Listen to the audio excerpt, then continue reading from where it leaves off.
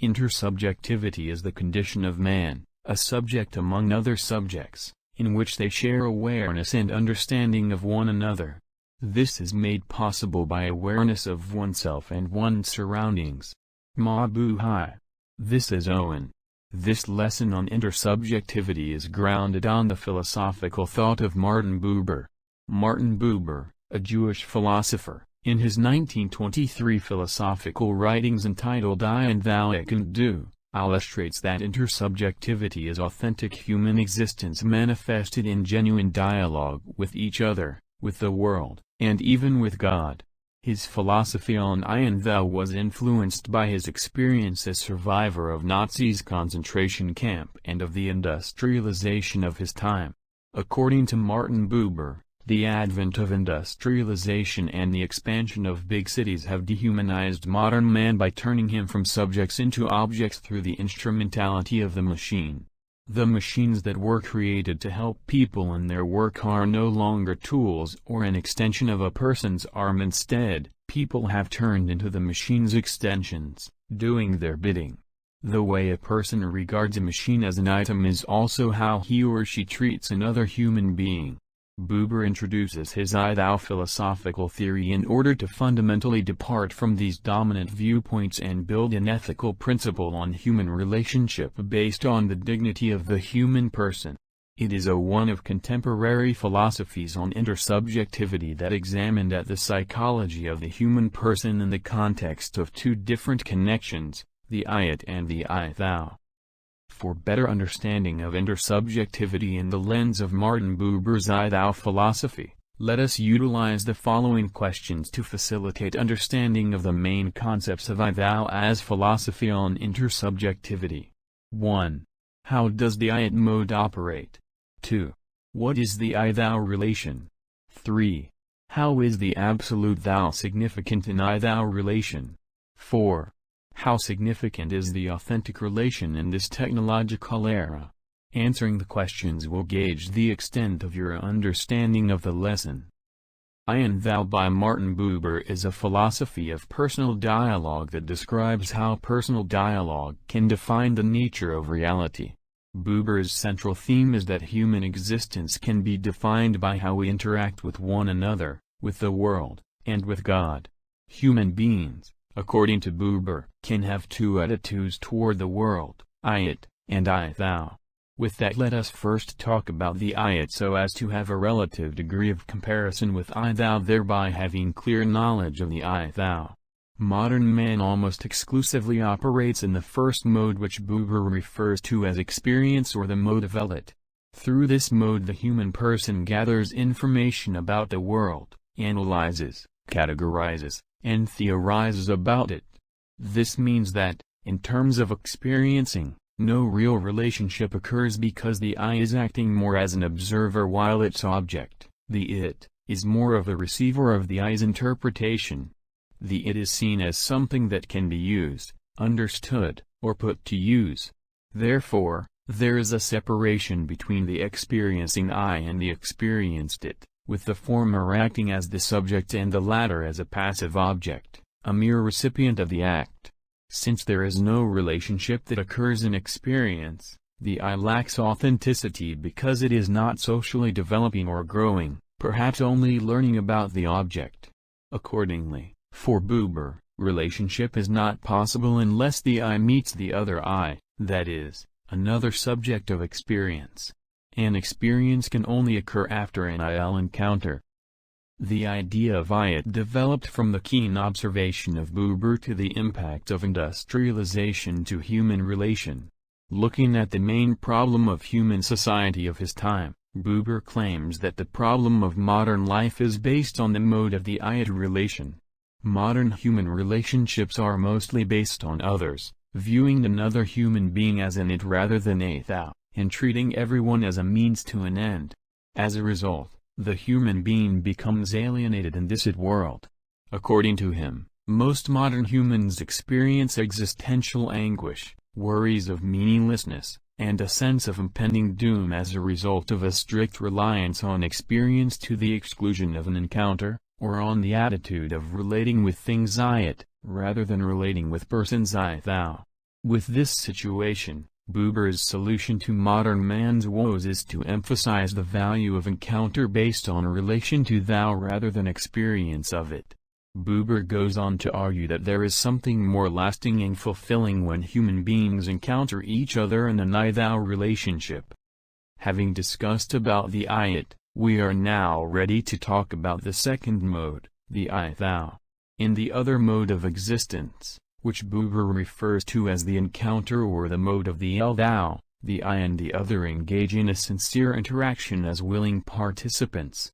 In this kind of interaction, individuals encounter each other as a whole entity rather than as a collection of distinct, independent attributes in which the other becomes a thou or you.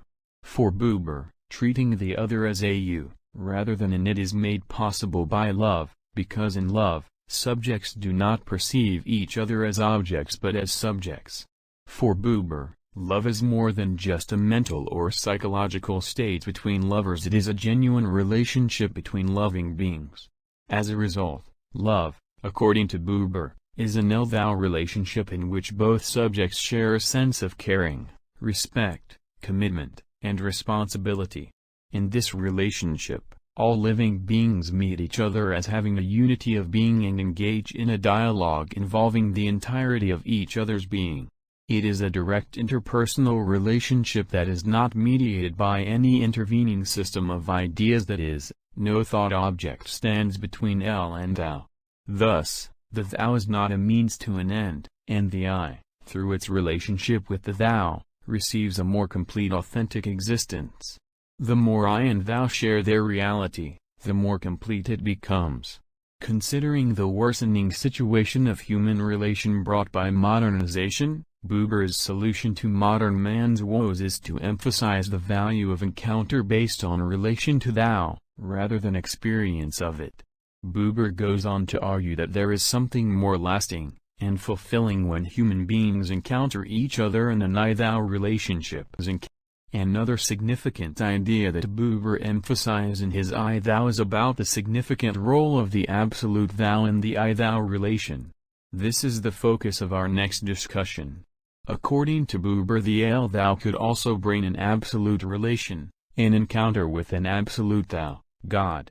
In the thou relation between the individual and God, there is a unity of being in which the individual can always find God. In this relation, there is no barrier of other relations which separate the individual from God, and, thus, the individual can speak directly to God. However, he contends that the eternal thou is not an object of experience or an object of thought, or something which can be investigated or examined. One must employ faith to encounter God, for only through faith that the eternal thou can be known as the absolute person who gives unity to all beings. We cannot also seek our encounter with God but can only ready ourselves for that encounter. When that encounter with the eternal thou occurs, then we come to see every other being as a thou. By doing this, one can then understand the universe and its relation to God. For this is the only way to fully comprehend the world. Buber also contends that the thou relation between the individual and God is a universal relation which is the foundation for all other relations, for God is the thou who sustains the thou relation among beings. If the individual has a real thou relation with God, the individual has a real thou relation with the world, for his thou relation with God is the basis for his thou relation with the world.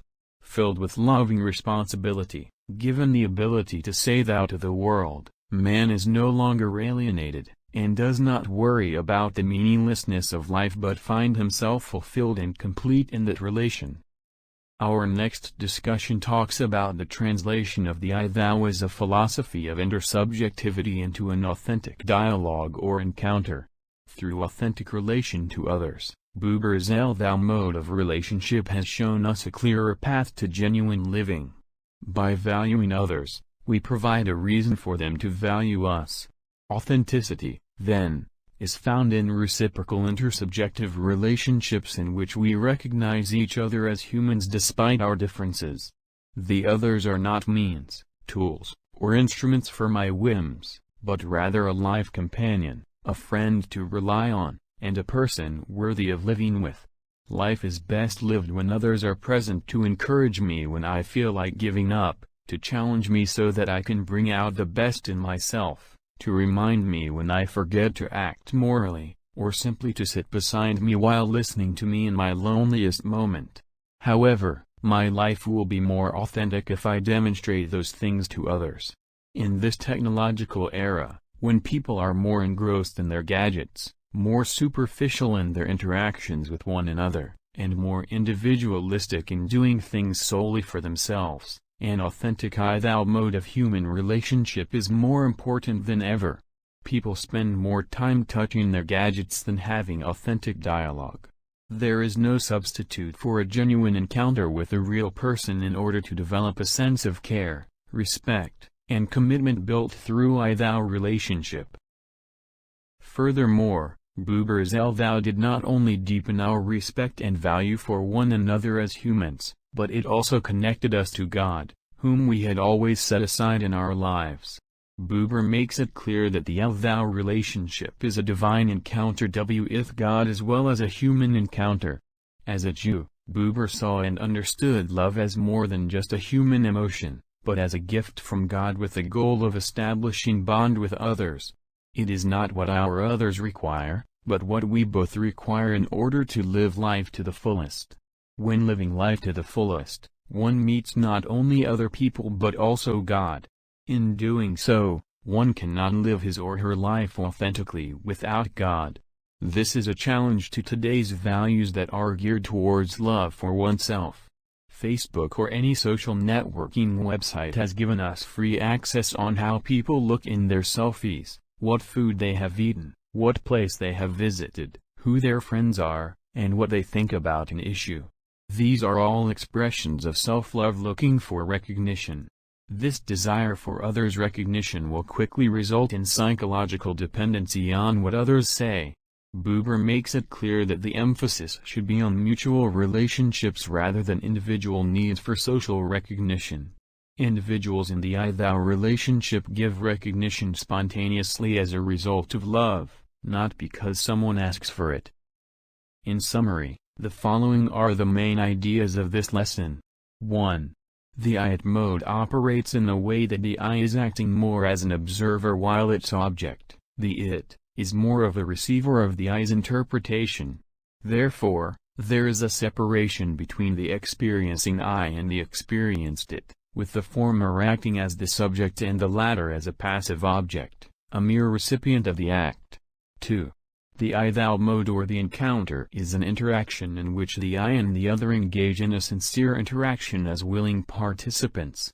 In this kind of interaction, individuals encounter each other as a whole entity rather than as a collection of distinct, independent attributes in which the other becomes a thou or you. 3. The absolute thou is significant to the I-thou relation because the relationship between the individual and God is a universal relation which is the foundation for all other relations, for God is the thou who sustains the I-thou relation among beings. 4. In this era of fast-paced technology and social media in which self-love looking for recognition is spreading wild, there is a need for authentic relationship grounded on I-thou relationship between individuals sustained by the absolute thou. With that, I am Owen leaving you this message from Martin Buber. Our survival does not lie on the convenience of technology and fame from fake social media recognition, rather on the authentic dialogue or relation we establish with the others. Let us learn from Martin Buber's I-thou.